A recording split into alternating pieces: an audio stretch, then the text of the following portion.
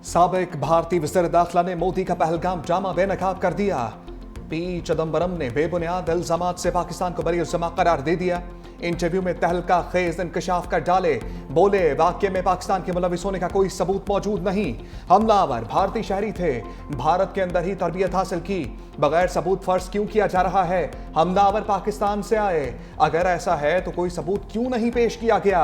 अब तक ना तो हमलावरों को शनाख्त किया गया, ना ही कोई वाज़ेह गिरफ्तारी सामने आई। मकबूजा कश्मीर के सियासी मुकाम पहलगाम में अप्रैल में होने वाले हमले में 26 अफराद हलाक हुए थे। पाकिस्तान ने पहलगाम हमले की शदीद अल्फाज में मजम्मत की थी, भारत को शफाफ और मुश्तरका तहकीकात की पेशकश भी की थी। मोदी सरकार ने पाकिस्तान की पेशकश कबूल करने के बजाय जारहियत का irतकाब किया। पाक अफवाज ने ऑपरेशन सिंदूर के बदले ऑपरेशन बुनियानुल मरसूस से मुंह तोड़ जवाब दिया था।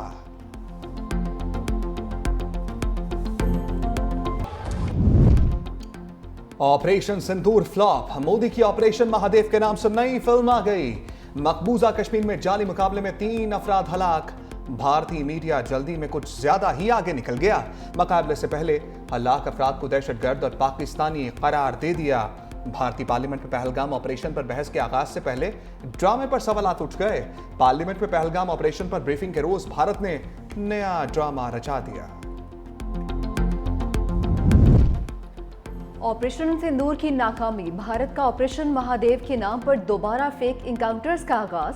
सिक्योरिटी जरा के मुताबिक भारत ने नया मजमून फौजी मंसूबा ऑपरेशन महादेव शुरू कर दिया। ऑपरेशन महादेव के नाम पर गैर कानूनी जबरन हिरासत में रखे मासूम पाकिस्तानियों को फेक इनकाउंटर्स में इस्तेमाल करने का मजमून मंसूबा में नकाब। ऑपरेशन महादेव का मकसद मकबूजा कश्मीर में बढ़ती हुई तहरीक आज़ादी को कुचलना है, अंदरूनी मुल्क सियासी साख भी बहाल करना है। सिक्योरिटी ज़राए के मुताबिक भारत कोशिश कर रहा है उसे कामयाब फौजी मुहिम के तौर पर पेश किया जाए ताकि ऑपरेशन सिंदूर की खिफत मिटाई जा सके। DGISPR भारतीय जेलों में गैर कानूनी कैद 723 पाकिस्तानियों की तफसीलात पहले ही बता चुके। सिक्योरिटी ज़राए का कहना है इसके अलावा 56 ऐसे पाकिस्तानी भी हैं जो भारतीय खुफिया एजेंसीज ने गैर कानूनी और जबरन हिरासत में रखे हैं।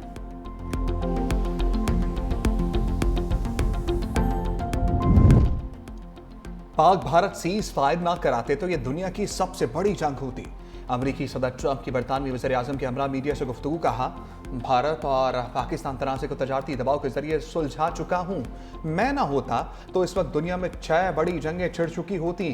थाईलैंड और कंबोडिया के वज़ीर आज़म को फ़ोन किया, जब तक आपस में जंग ख़त्म नहीं करते कोई तजारती माहदा नहीं होगा।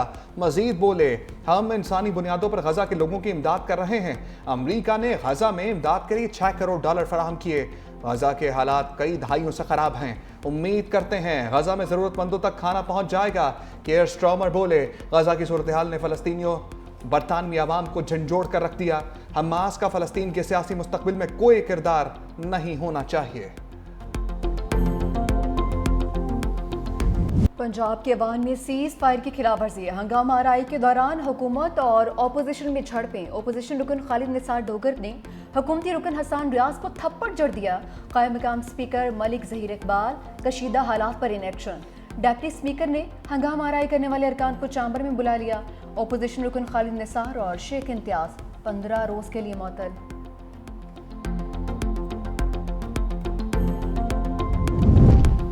हुकूमत डिजिटल अदायगियों और रकूम की डिजिटल मुंतकली की हौसला अफजाई कर रही है। वज़ीर आज़म काज़म शहबाज शरीफ की ज़ेर सदारत इजलास, कहा मईशत की डिजिटाइजेशन से शफाफियत के फ़रोग में मदद मिलेगी। तमाम स्टेक होल्डर्स से मुशावरत और प्लान का मुस्तकिल हिस्सा बनाया जाए। इजलास में कैशलेस और डिजिटल इकॉनमी का हफ्तावार जायजा, मईशत की डिजिटाइजेशन से मुतल्लिक पेशरफ्त पर ब्रीफिंग।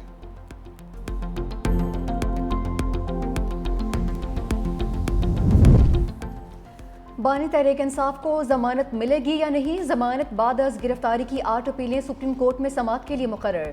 चीफ जस्टिस यहया आफरीदी की सरबराही में 2 रुकनी बेंच कल सुबह 9:30 बजे समाअत करेगा। बेंच में जस्टिस मोहम्मद शफी सिद्दीकी भी शामिल। लाहौर हाई कोर्ट ने जमानत बाद अज गिरफ्तारी खारिज कर दी थी।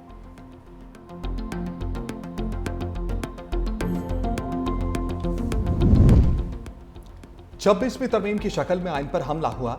जिन लोगों ने प्रेस कॉन्फ्रेंस की वो पाक हो गए। सलमान अकरम राजा की मीडिया से गुफ्तगू, कहा अगर आइन और कानून के मुताबिक अदालतें चली तो फैसले कायम नहीं रह सकते। 5 अगस्त को किसी एक मुकाम पर इकट्ठा नहीं होना, हर जगह पर एहतजाज करना है और आवाज को बुलंद करना है।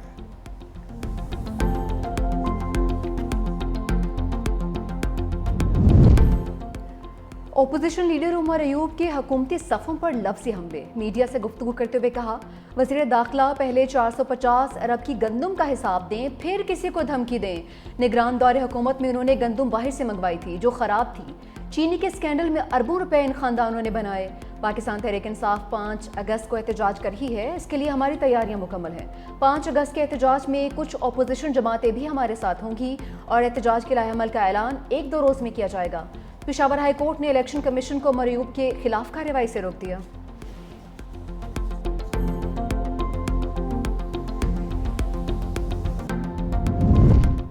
अली अमीन गंडापुर को अदालत से आर्जी रिलीफ मिल गया। पेशावर हाई कोर्ट ने वज़ीर आला खैबर पख्तूनख्वा की गिरफ्तारी से रोक दिया। जस्टिस एजाज अनवर और जस्टिस डॉक्टर खुर्शीद इकबाल ने समाअत की। अदालत की अली अमीन गंडापुर को मुतालिका अदालत में पेश होने की हदायत।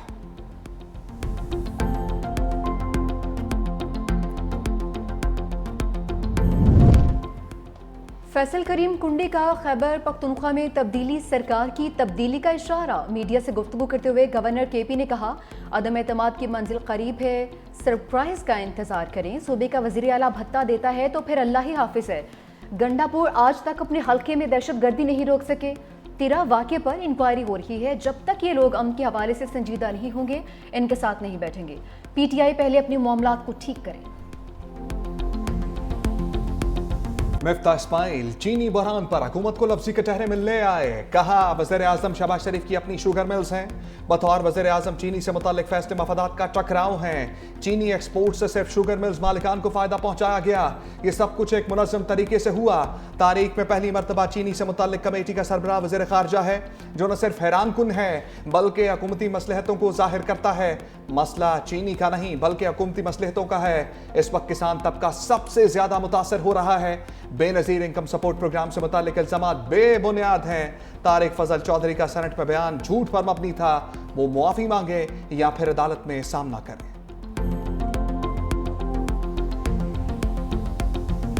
डार साहब के हवाले से एक गलत खबर दी गई कि वो शुगर एडवाइजरी बोर्ड के मेंबर हैं। वो कतन नहीं है, रिकॉर्ड चेक कर लेना चाहिए। कई लोग तहकीक के बगैर बोल सकते हैं। रिकॉर्ड की बात है। एक सवाल किया गया सेनेट के अंदर, जिसका जवाब महकमे ने रिटन जमा कराया। उसकी जो भी मामलात हैं वो रिटन मौजूद हैं। वज़ीर इत्तलात अताउल्लाह तारड़ का मिफ्ता इस्माइल को पलट कर जवाब। कहा कि सागदार के रुकन शुगर एडवाइजरी बोर्ड होने की खबर दुरुस्त नहीं। मिफ्ता इस्माइल को पाकिस्तान की तरक्की हज़म नहीं हो रही। लगता है क्रिप्टो के हवाले से मिफ्ता इस्माइल का भी वही बयानिया है जो भारत का है। क्रिप्टो से मुतालिक बगैर तहकीक के इल्ज़ामात लगाना दुश्मन का एजेंडा है।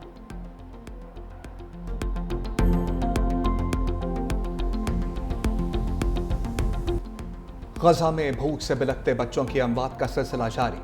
मजीद 2 बच्चों समेत 14 अफराद गज़ाए क़िल्लत के बाइस मौत की आगोश में चले गए। दूसरी जानिब सुबह से अब तक इसराइली हमलों में शहीद फ़लस्तीनियों की तादाद 65 हो गई, जिसमें 23 इमदाद के मुंतज़र अफराद भी शामिल हैं।